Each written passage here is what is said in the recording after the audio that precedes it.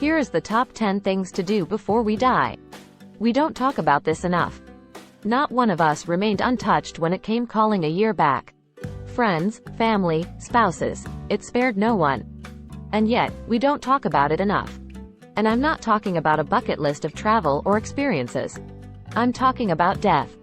It's taken me a while to write this. Because I'm still struggling to come to terms with what happened. Because life needed to carry on, child, in-laws, food on the table. And because I'm made that way when shit hits the ceiling, my mind goes into auto-function mode. All emotions, fears, pain. They're buried deep so I can fight what's ahead of me without distractions. And here's what I learned. In bullet format so you can add this to your own checklist with an easy cut paste. Make a will. I am shocked when I ask people if they've made a will and they just shake their heads. Often a little shameful, embarrassed. Educated. Literate people with enough assets to cause the utmost grief for people they leave behind. Make a will. Be careful about who you appoint as the executioner. It could be a friend, a relative. It could also be the beneficiary of that will. Just make sure you choose wisely. And if you have a minor child, ensure that they've been taken care of. This includes planning the dispensation of funds for their education, clothing, activities, etc. via a trust fund or otherwise, and appointing a guardian until the child turns 18 years at least. There's several will formats out there. Just Google for them and choose one that suits you. Or hire a lawyer. Register that will while you're still alive.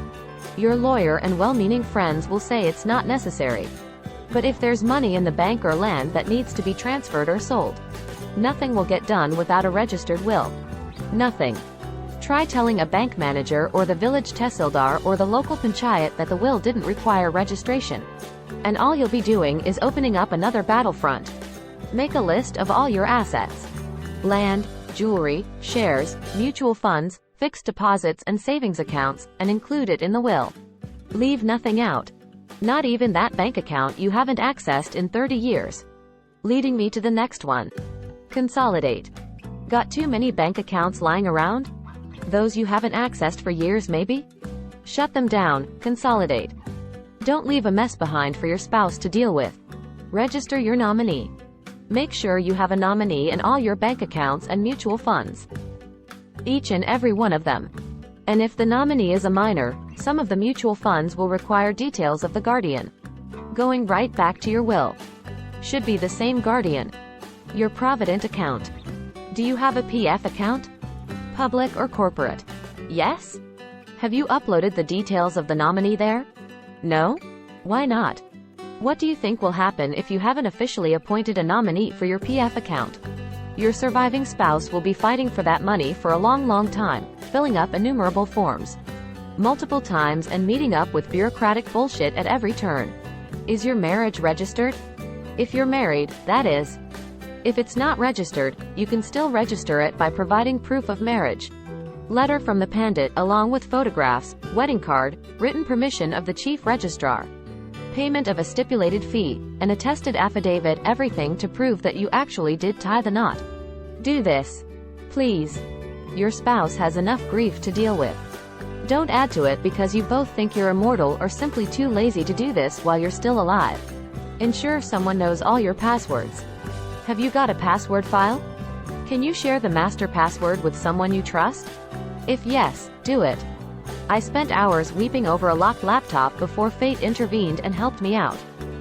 I was lucky. Loaned or borrowed money? Have you loaned someone money? More importantly, have you borrowed money? Make a list and let your spouse or the executioner of your will know about this. And make arrangements to repay that loan in your will. Thankfully, I didn't have to worry about this, but imagine how devastating it would be for your surviving spouse to deal with phone calls and knocks on their door asking for the loan to be returned. Any EMIs or ECS payments? Is your bank account connected to an ECS or ME? Or your credit cards perhaps? Make a list and let your spouse know about it. Let them know which bank account is connected to your IT refund too. That's 10 things only because Top 10 Inches seem to be a catchy title. The 11th and probably the one I'd put right on top of the list, don't leave behind a partnership, joint venture, or a gentleman's agreement that's heading downhill or already in the pits. If you've hit 50 and are still struggling with sleeping partners, inactive ones, boorish or simply parasitic ones, fix it. Fix it before it's too late. In the last 20 months I've spent more time, effort, tears, anger and frustration with this. More than anything else on this top 10 list. I've dealt with sleepless nights, a pillow wet with tears, and my head in a turmoil, trying to figure things out. There were way more important things to worry about: my child, my own health, making a living, dealing with parents and siblings left behind to deal with the grief. This was a problem I could have done without. If you like this video, please like, share and subscribe to our channel. Thanks for watching.